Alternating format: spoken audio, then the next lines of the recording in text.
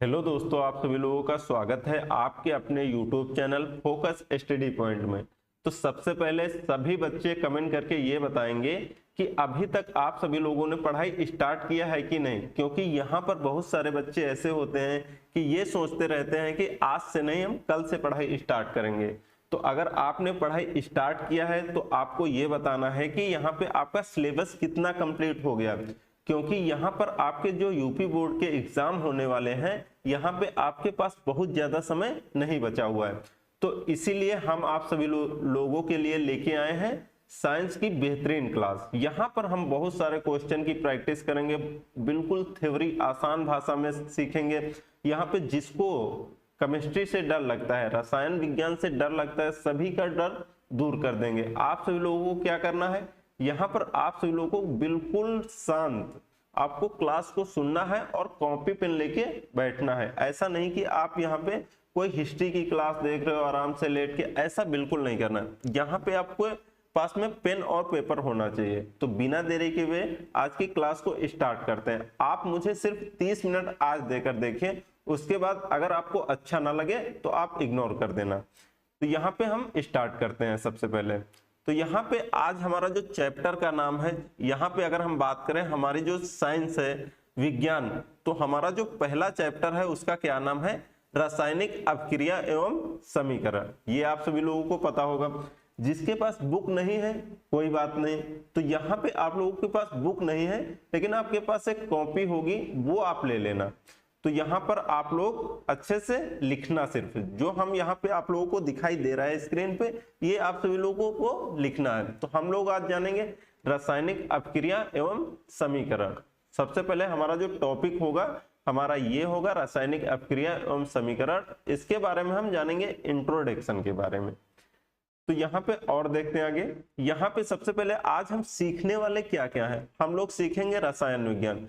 रसायन विज्ञान की परिभाषा सीखेंगे और रसायन विज्ञान में हम लोग रसायन विज्ञान किस लिए पढ़ते हैं, रसायन विज्ञान में क्या क्या हम लोग पढ़ेंगे, इन सभी के बारे में हम लोग जानेंगे। उसके बाद रासायनिक प्रतिक्रिया जानेंगे। अभिक्रिया यहाँ पे हम लोग पढ़ेंगे, भौतिक अभिक्रिया, यहाँ पे भौतिक परिवर्तन एवं रासायनिक परिवर्तन के बारे में हम लोग यहाँ पे सीखेंगे। उसके बाद यहाँ पे रासायनिक अभिक्रिया, आपका ये रासायनिक अभिक्रिया होगा। इसका इंट्रोडक्शन के बारे में हम लोग आज सीखेंगे। उसके बाद हम लोग सीखेंगे तत्व, परमाणु, अणु एवं यौगिक के बीच में अंतर क्या क्या होता है, इनके बारे में सीखेंगे। क्योंकि बहुत सारे बच्चे होते हैं जो कंफ्यूज होते हैं यहाँ पे अणु और यहाँ पे यौगिक के बारे में, मॉलिक्यूल्स और कंपाउंड के बारे में हम लोग बहुत अच्छे से सीखेंगे। उसके बाद सूत्र लिखना हम लोग यहाँ पे सीखेंगे। इन सभी के बारे में हम आज बात करेंगे बिल्कुल डिटेल से, इसलिए आप सभी लोगों को हमारे साथ बने रहना है। यहाँ पे अगर आपको वीडियो अच्छा लगे, शाम को कुछ समझ में आए लास्ट में, तो वीडियो को लाइक करना, नहीं तो लाइक भी मत करना। जब आप लोगों को कुछ समझ में आए अच्छे से तब।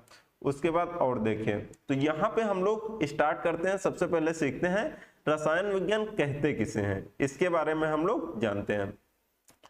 तो यहाँ पे क्या कह रहा है, यह विज्ञान मुख्य रूप से परमाणुओं, आयनों और अणुओं पर केंद्रित अध्ययन है, जो बदले में तत्व और यौगिक बनाते हैं। यहाँ पे देखो सिंपल सा है कि मान के चलो आपके पास कोई पेन है या फिर मार्कर है या आपके पास कुछ भी है जो नॉन लिविंग चीजें हैं। यहाँ पर हम लोग रसायन विज्ञान के बारे में किसमें क्या सीखेंगे कि नॉन लिविंग के बारे में हम लोग यहाँ पे पढ़ेंगे, मतलब निर्जीव चीजों के बारे में हम लोग यहाँ पे पढ़ेंगे। तो मान के चलो कोई निर्जीव चीज है, जैसे मान के चलो आपके पास पेन है, तो उसमें आपका किन किन चीजों से वो बना हुआ होगा, उसमें परमाणु होंगे, एटम होंगे, आयनों और अणुओं पर केंद्रित अध्ययन करेंगे। उसी को हम लोग क्या कहते हैं, रसायन विज्ञान। रसायन विज्ञान की जो हमारी परिभाषा होती है इसके बारे में जान लेते हैं। विज्ञान की ऐसी शाखा है जिसमें पदार्थों के संगठन, संरचना, गुणों और रासायनिक प्रतिक्रिया के समय पदार्थ में हुए परिवर्तनों का अध्ययन किया जाता है। ऐसे विज्ञान को रसायन विज्ञान कहते हैं। यहाँ पर आप लोग समझो अच्छे से। संरचना, संरचना मतलब ये मान के चलो जैसे आपका पेन है, पेन है, ये आपका पेन जो है ये किसी न किसी प्रकार से बना हुआ है। इसमें बहुत सारे जो है केमिकल रसायन यूज हुए हैं, इसमें प्लास्टिक यूज हुआ होगा और पता नहीं कितनी सारी चीजें यूज हुई होगी, तब ये जाके आपका एक पेन बना हुआ है। इन सभी के बारे में हम लोग सीखेंगे, ठीक है। और आगे बढ़ते हैं हम लोग। अब हम जान लेते हैं रासायनिक प्रतिक्रिया क्या होती है। वे परिवर्तन जिसमें केवल पदार्थों के भौतिक गुण बदलते हैं, कोई नया पदार्थ नहीं बनता है, भौतिक परिवर्तन कहलाते हैं। ये परिवर्तन अस्थायी एवं उत्कर्णी होते हैं, अर्थात पदार्थ कुछ समय पश्चात अपनी पूर्व अवस्था में आ सकता है। यहाँ पे आप लोगों को समझना है क्या कह रहा है। यहाँ पे आपको बोल रहा है कि भौतिक परिवर्तन क्या होता है। अगर आपसे कोई पूछ ले कि यहाँ पे फिजिकल चेंज क्या होते हैं, तो इनके बारे में आप कैसे, मान के चलो आप एक कागज लो, ठीक है। यहाँ पे आप एक कागज लेते हैं, आप उसको फाड़ दो, उसको आप बहुत सारे टुकड़े कर दो, तो वहां पे देखो आप अगर कागज के बहुत सारे टुकड़े कर देंगे तो वो आपका क्या कागज जो है वो आपका पानी बन जाएगा? नहीं बनेगा ना, वो आपका रहेगा कागज ही रहेगा। तो यहाँ पे ये क्या होता है, मतलब जिसकी मूल अवस्था ना चेंज हो, मान के चलो कागज है, कागज ही रहेगा। मान के चलो आप एक कांच का गिलास लेते हैं, आप उसको ऊपर से नीचे डाल देते हैं, उसके बाद वो टूट जाता है। तो ऐसा तो है नहीं कि वो कांच नहीं है, अब अभी तो है कांच ही ना, ऐसा नहीं है। उसके क्या हुआ है, उसके जो गुण हैं वो बदल गए हैं। पहले वो ग्लास था, अब छोटे छोटे टुकड़ों में टूट चुका है। तो मतलब जो भौतिक गुण है, जो यहाँ पे आपको दिख रहा है, भौतिक गुण आपके चेंज होंगे, यहाँ पे आपके भौतिक गुण चेंज हो जाएंगे, लेकिन कोई नया पदार्थ नहीं बनेगा। ऐसा नहीं है कि आपने कागज के बहुत सारे टुकड़े कर दिए, टुकड़े करने के बाद वो आपका क्या पानी बन गया, ऐसा नहीं होगा। यहाँ पे भौतिक परिवर्तन में आपका सिर्फ भौतिक गुण बदलेंगे। मतलब आपका यहाँ पे पूरा पेपर था, उसको आपने छोटा छोटा टुकड़ों में कर दिया, तो बहुत सारे आपके पेज यहाँ पे बन गए, आपका कागज टुकड़ों में हो गया। एक टुकड़ा था तो आपने बहुत सारे टुकड़े कर दिए, तो क्या हुआ, उसमें आपके भौतिक गुण चेंज हुए। ऐसा नहीं हुआ कि आपने बहुत सारे टुकड़े कर दिए हो तो उसमें आपका एक नया कोई पदार्थ बन गया हो, जैसे आपका पानी बन गया हो या और कुछ बन गया हो। तो ये बताओ सबसे पहले, भौतिक परिवर्तन आप लोगों को समझ में आया कि नहीं? उत्कर्णी का मतलब होता है जिसमें आपका कोई नया पदार्थ ना बने, ठीक है, यहाँ पे आपका चेंजेस ना हो, यहाँ पे आपके भौतिक गुण चेंज होंगे। और यहाँ पे पूर्व, यहाँ पे आपको बोल रहा है कि पूर्व अवस्था में लाया जा सकता है। इसका मतलब क्या होता है पूर्व अवस्था का, कि मतलब मान के चलो जैसे ये कागज आपने, आपके पास ये कागज है, इसको आपने बहुत सारे टुकड़ों में आपने काट दिया, उसके बाद ये आपका कागज यहाँ मान के चलो इसको हम टेप से चिपका के या फिर किसी लेप से लगा के इसको फिर से हम कागज बना सकते हैं। मान के चलो आपने कांच का गिलास लिया, इसको तोड़ दिया, उसके बाद ये छोटे छोटे टुकड़ों में टूट गया, तो इसको हम क्या करेंगे, इसको हम गर्म करके कांच को पिघला करके फिर हम ग्लास का शेप दे सकते हैं। तो यहाँ पे आप लोगों को ये समझ में आया कि नहीं कि भौतिक परिवर्तन में क्या क्या होता है? सबसे पहले आप लोगों को कमेंट करके ये बताना है कि भौतिक परिवर्तन आपको समझ में आया कि नहीं। अब हम आगे बढ़ते हैं, यहाँ पे अब हम सीखते हैं रासायनिक परिवर्तन क्या होता है, यहाँ पे केमिकल चेंजेस क्या होते हैं, इसके बारे में हम लोग जान लेते हैं। तो यहाँ पे आप लोगों को अच्छे से पढ़ना है, उसके बाद हम आप सभी लोगों को समझाएंगे, आप लोग समझने की कोशिश करेंगे बहुत अच्छे से, और यहाँ पे आप लोग नोट्स जरूर बनाएंगे। वे परिवर्तन जिसमें पदार्थ मूल रूप से एक नए पदार्थ में बदल जाता है, अर्थात पदार्थ का रासायनिक संगठन बदल जाता है, रासायनिक परिवर्तन कहलाता है। ये परिवर्तन स्थायी व उत्क्रमणी होते हैं, अर्थात परिवर्तन के पश्चात पदार्थ अपनी पूर्व अवस्था में वापस नहीं आ सकता है। तो यहाँ पर आप लोगों को समझना है कि वे परिवर्तन जिसमें पदार्थ मूल रूप से एक नए पदार्थ में बदल जाता है। मान के चलो जैसे आपने एक कागज लिया, मान के चलो आपने एक कागज लिया उदाहरण के तौर पर, उसको क्या किया आपने, कागज को माचिस लिया, आग लगा दिया। आपका कागज क्या है, आपने कागज को लिया, उसमें आपने आग लगा दिया। तो यहाँ पे ये बताओ, जब आप कागज में आग लगाएंगे तो आपको क्या मिलेगा, राख, आपको क्या प्राप्त होगा, राख। तो यहाँ पे ये बताइए आपका एक नया पदार्थ तैयार हुआ कि नहीं? आपने कागज लिया था, उसमें आपने आग लगा दिया, तो आपको क्या प्राप्त हुआ, राख प्राप्त हुए। तो यहाँ पे इसी प्रकार मान के चलो, जैसे आपने मोमबत्ती को आपने जला दिया, मोमबत्ती को आपने जला दिया, तो यहाँ पर मोमबत्ती जब आप जलाते हैं तो वो क्या होता है, वो पूरी जल जाती है, पिघल जाती है। हम उसको दोबारा से मोमबत्ती नहीं बना सकते हैं, क्योंकि वो अगर पिघल रही है, आपकी पिघली है, तो वहां पे जो बचा है तो उससे मोमबत्ती हम बना सकते हैं। लेकिन आपको जो पूरी जल गई, खत्म हो गई, तो उससे हम नहीं बना सकते हैं, क्योंकि दोबारा मोमबत्ती। तो यहाँ पे ये आप लोगों को समझना है। जैसे मान के चलो, जैसे कोई भी चीज है, आपने यहाँ पे मान लेते हैं जैसे कागज है, राख से क्या दोबारा आप कागज बना सकते हैं कि नहीं, ये बताओ सबसे पहले। कभी नहीं आप लोग बना सकते हैं। आप कागज, ये क्या है, हमारा केमिकल चेंजेस है, ये हमारा रासायनिक परिवर्तन है। ये बताइए आप लोगों को ये समझ में आया कि नहीं, कि भौतिक परिवर्तन क्या होता है और रासायनिक परिवर्तन क्या होता है। इसमें आप लोगों को अंतर समझ में आया कि नहीं, कि भौतिक परिवर्तन में क्या होता है। भौतिक परिवर्तन वह होता है कि जिसके हमारे भौतिक गुण चेंज होते हैं, लेकिन उसमें कोई नया पदार्थ नहीं बनता है, उसको हम पूर्ण अवस्था में ला सकते हैं, लेकिन इसमें एक नया पदार्थ बनता है रासायनिक परिवर्तन में। मान के चलो, जैसे आपने एक सेब कटिंग किया, सेब है आपके पास, आपने उसको कटिंग किया। सेब आप जब कटिंग करेंगे तो यहाँ पे ये बताओ, जैसे सेब आपने कटिंग किया, उसके दो पार्ट हो गए, तो रासायनिक परिवर्तन है या भौतिक परिवर्तन है। जब आपने सेब कटिंग किया तो उसके दो पार्ट हो गए, तो वो हमारा भौतिक परिवर्तन है। लेकिन सेब काटने के बाद कुछ देर बाद उसमें आप देखोगे कलर चेंज होने लगेगा। जो कलर चेंज होगा ना, तो वो हमारा रासायनिक परिवर्तन होगा, क्योंकि उसमें कुछ केमिकल चेंजेस आ रहे हैं, रासायनिक वो किसी न किसी के साथ प्रतिक्रिया कर रहा है। तो यहाँ पे याद रखना, इन सारी चीजों को बहुत अच्छे से याद रखना। आप लोगों को सेम इसी प्रकार से आपको कॉपी में लिख के आना है। जब आप एग्जाम देने जाएंगे, बहुत सारे क्वेश्चन की प्रैक्टिस कराएंगे, तो सबसे पहले आप सभी लोगों को अच्छे से समझ लेना है। उसके बाद ये बताओ रासायनिक प्रतिक्रिया, और यहाँ पे आप सभी लोगों को रासायनिक परिवर्तन और भौतिक परिवर्तन में अंतर आप लोगों को कंफर्म हुआ कि नहीं। आप लोगों को कोई डाउट है तो आप लोग कमेंट कर सकते हैं बिना किसी दिक्कत के। अब आगे बढ़ते हैं हम लोग। यहाँ पे अब देखो, रासायनिक प्रतिक्रिया,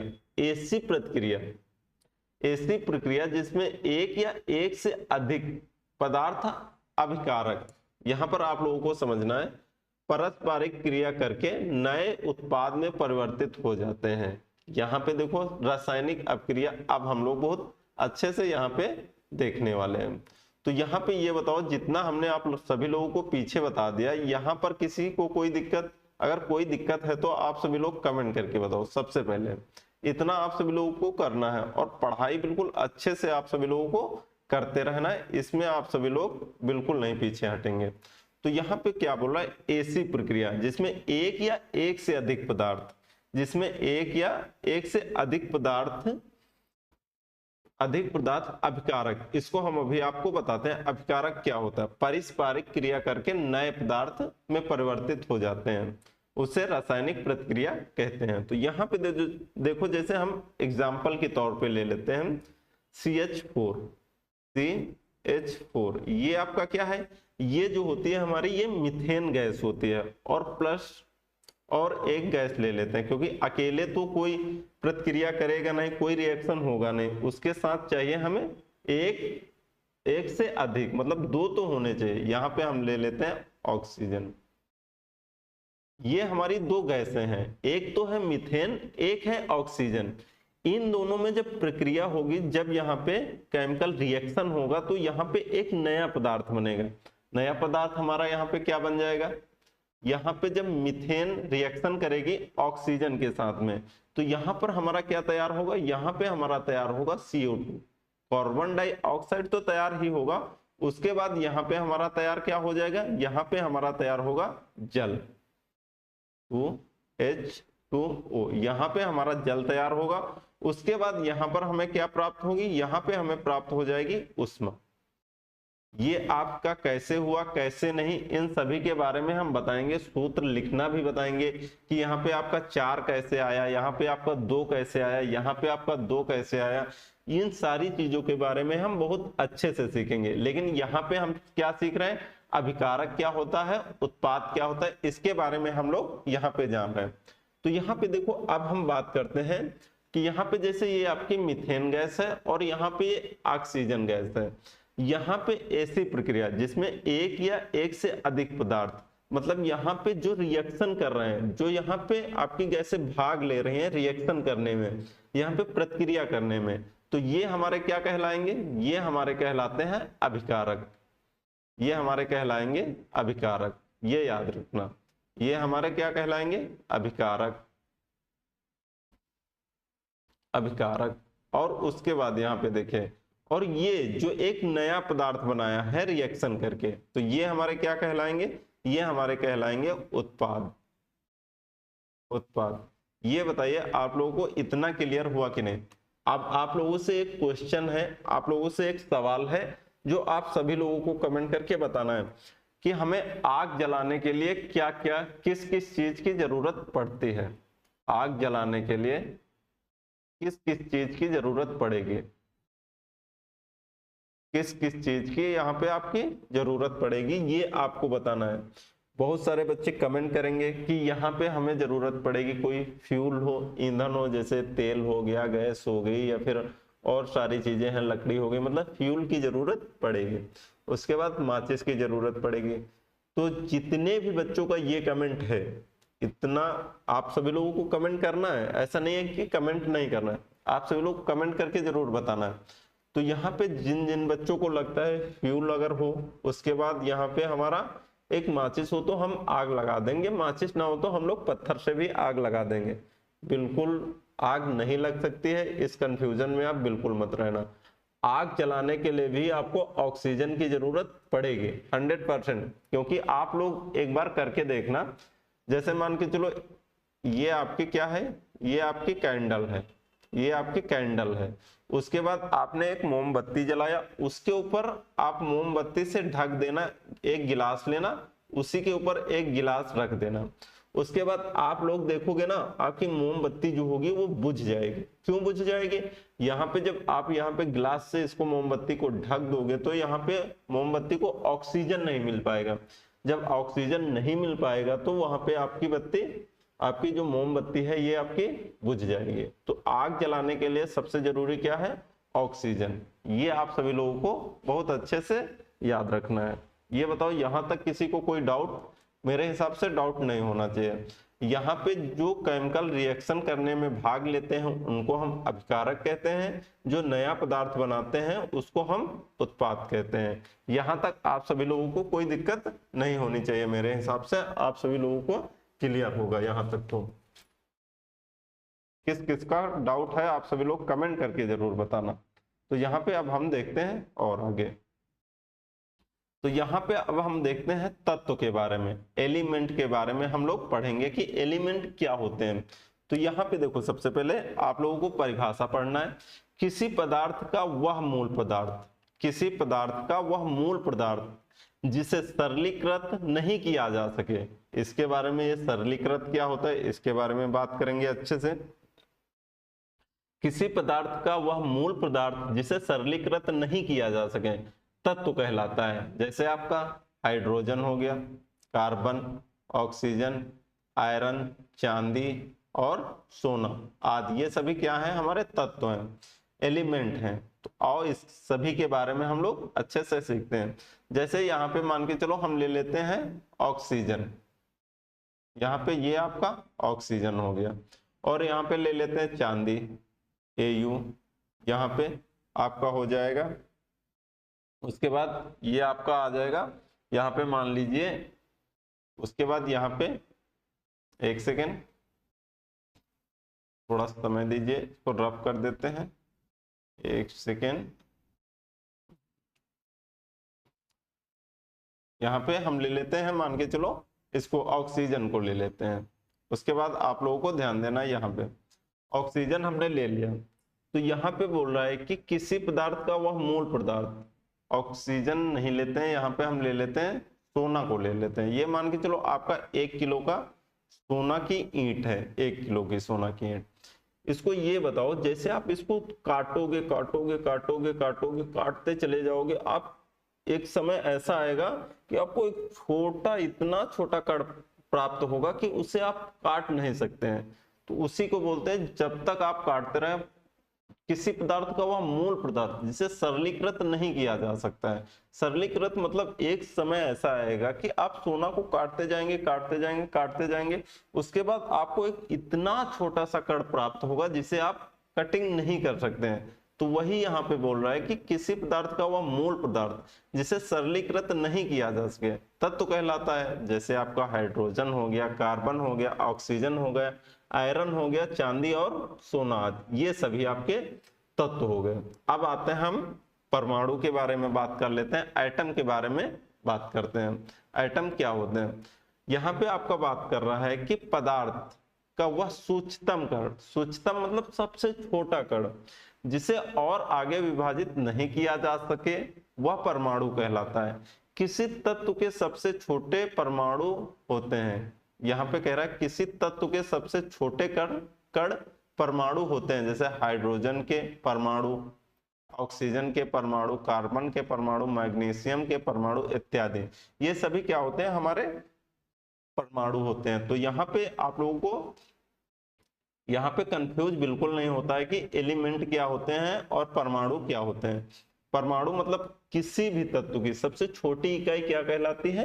यहाँ पे आपकी परमाणु ही कहलाते हैं। जैसे अभी आपको हम जीव विज्ञान पढ़ाएंगे तो वहां पे आपको बताएंगे कि जीव विज्ञान की सबसे छोटी इकाई क्या होती है, तो वहां पे हम सेल के बारे में बात करेंगे। इन सभी चीजें के बारे में हम बात करेंगे। आप लोगों को थोड़ा पेशेंस बना के रखना है, आप सभी लोगों को अच्छे से पढ़ाई करनी है।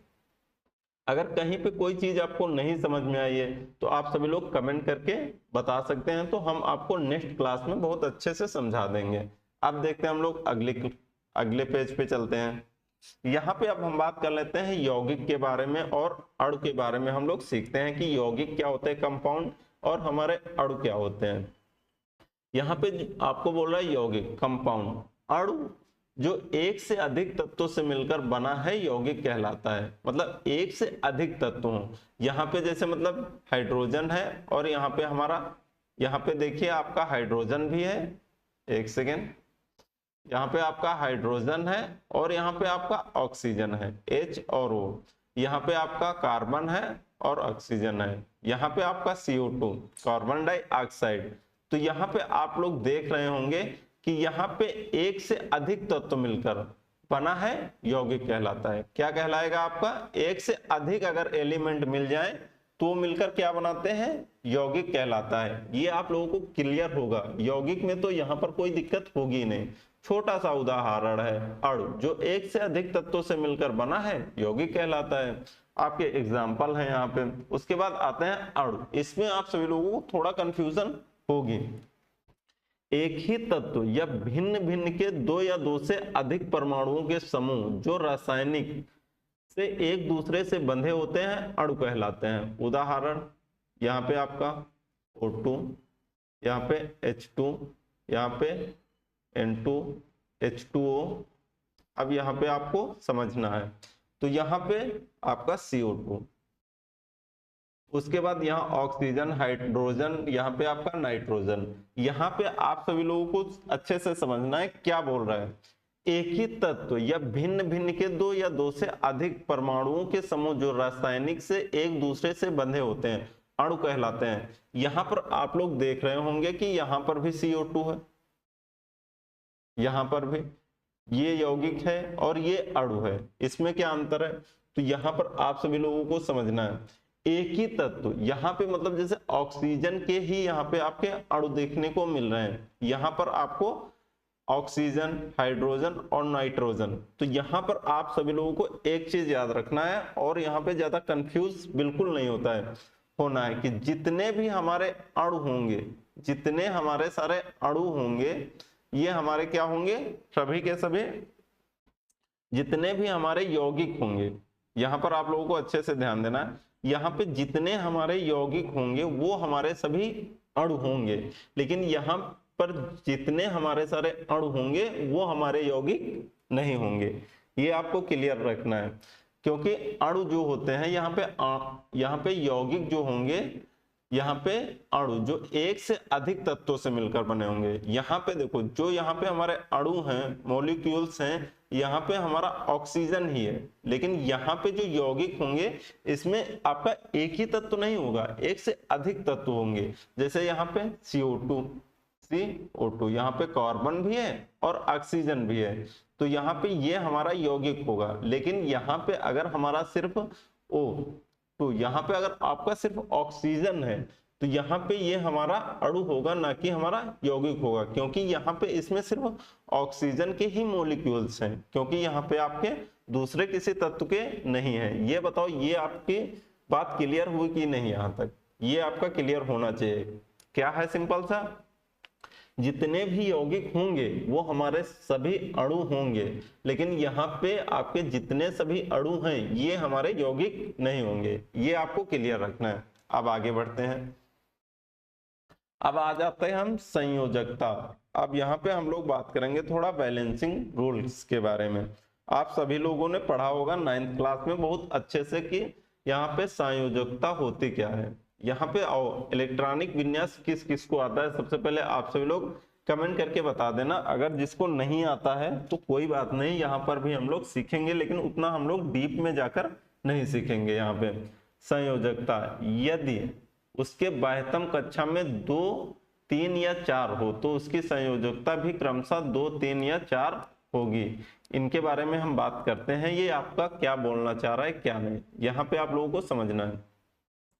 यदि बाह्यतम कोश में 5, 6 या 7 इलेक्ट्रॉन हैं तो संयोजकता निम्नानुसार ज्ञात किया जाता है। जैसे मान के चलो, यहाँ पे आप लोग सभी लोगों ने इलेक्ट्रॉनिक विन्यास पढ़ा होगा। जैसे मान के चलो, पहला जो हमारा कोश होता है, दूसरा कोश होता है, तीसरा कोश होता है, इसमें कितने सारे इलेक्ट्रॉन्स होते हैं, इन सभी को जो ये हम सभी करते हैं यही हमारा क्या होता है? इलेक्ट्रॉनिक विन्यास होता है।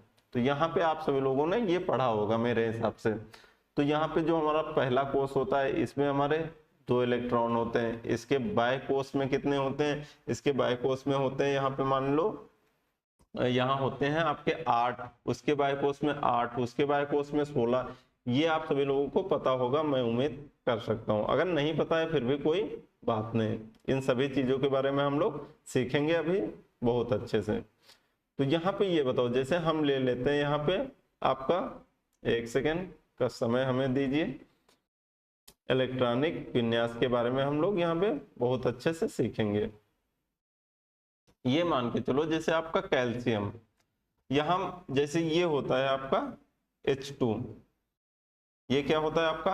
हाइड्रोजन होता है। उसके बाद इसके बारे में हम लोग बात करेंगे, ये 2 कहाँ से आता है और 4 कहाँ से आता है, इसके बारे में हम बात आते हैं आप सभी लोगों। इससे पहले हम लोग आयन देख लेते हैं।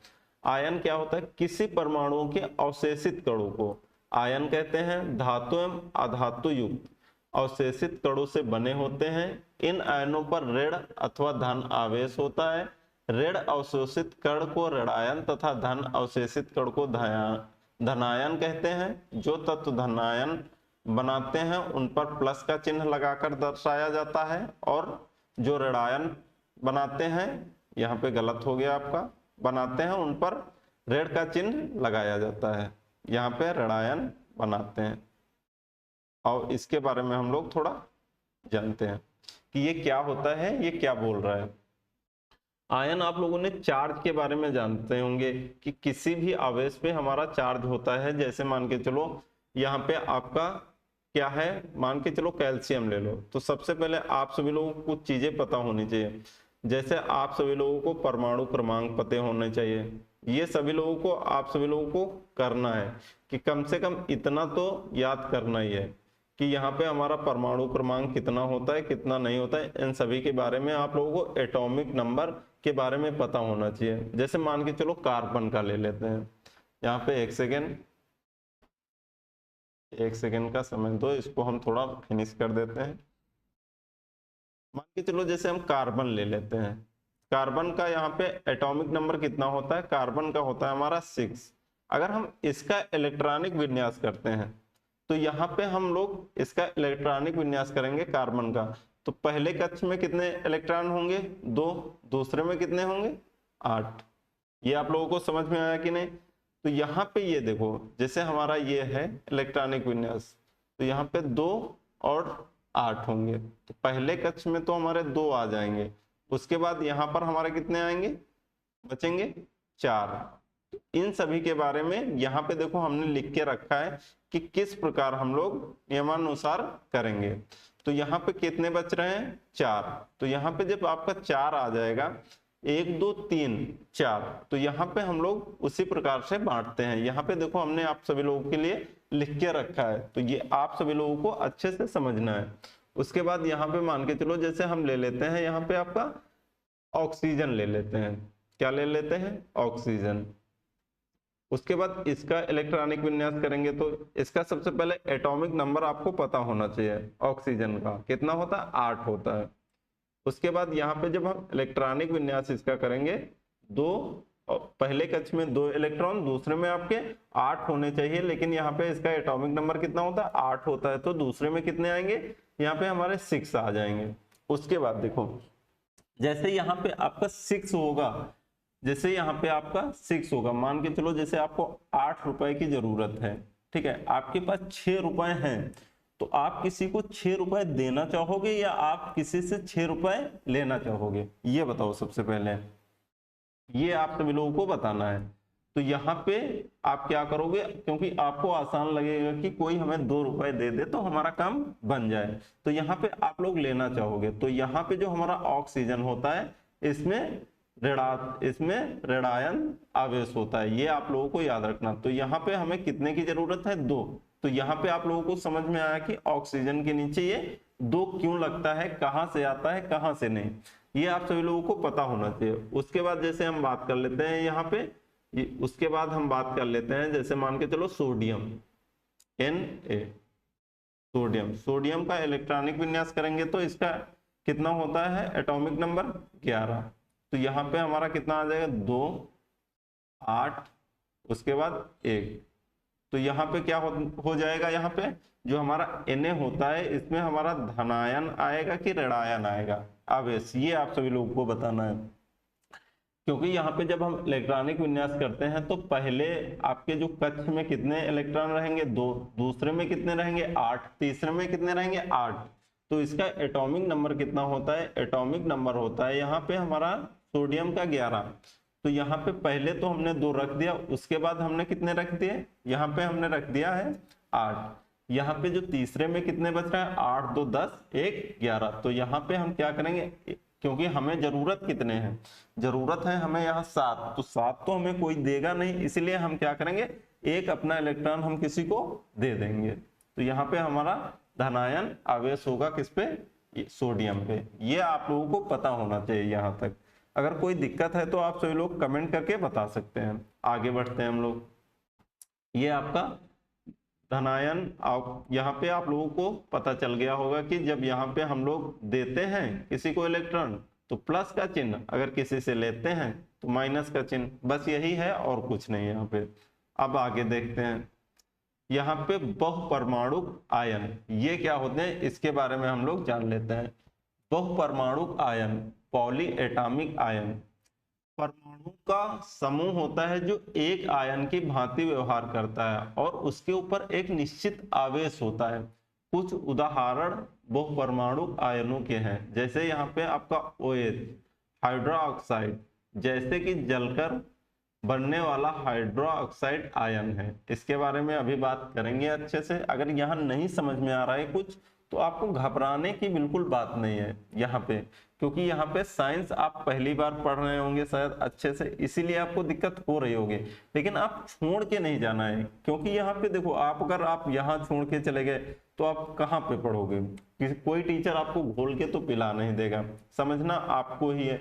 आपको नहीं समझ में आ रहा है तो आपको क्वेश्चन करना है, आपको सवाल करने हैं कि हमें यहाँ पे नहीं समझ में आ रहा है, तो आपको वो बताएगा। तो यहाँ पे देखो, इसके बारे में हम जानते हैं, थोड़ा और आगे बढ़ते हैं। सूत्र लिखना हम लोग यहाँ पे सीखते हैं। सबसे पहले हम लोग यहाँ पे अच्छे से सूत्र लिखना सीखते हैं कि सूत्र किस प्रकार से हमारा सूत्र लिखा जाता है, इसके बारे में बात कर लेते हैं। तो वही बताया मैंने कि इलेक्ट्रॉनिक विन्यास आना चाहिए सभी लोगों को, संयोजकता निकालना आना चाहिए। मान के चलो जैसे हम बात कर लेते हैं यहाँ पे हाइड्रोजन सल्फाइड के बारे में बात कर लेते हैं, HS के बारे में, H और S। यहाँ पे क्रॉस मेथड हम लोग यहाँ पे लगाएंगे, यहाँ पे हम लोग लगाएंगे सल्फाइड।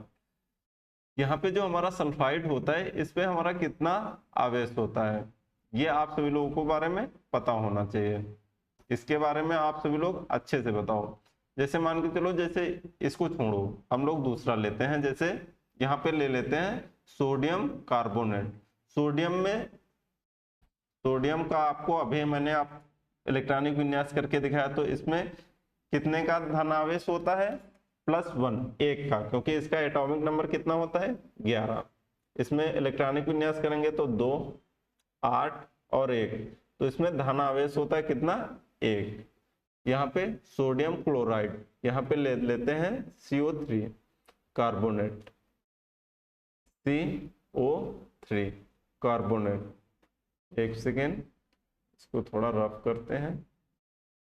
CO3 सोडियम कार्बोनेट, तो यहाँ CO3 में यहाँ पे आपका कितना होता है? यहाँ पे हमारा -2 का धन आवेश होता है। तो इसको हम लोग किस प्रकार से लिखेंगे? सूत्र को क्रॉस मेथड लगा देंगे, ये हो जाएगा Na2CO3 ये आपका क्या बन जाएगा? Sodium carbonate. ये आपका सूत्र लिखने का तरीका है। इसी प्रकार से हम लोग क्रॉस मेथड लगा के हम लोग क्रॉस ओवर अणु सूत्र लिखते हैं। मान के चलो जैसे हम आपको कुछ देते हैं यहाँ पे होमवर्क, ये आपको करके लाना है।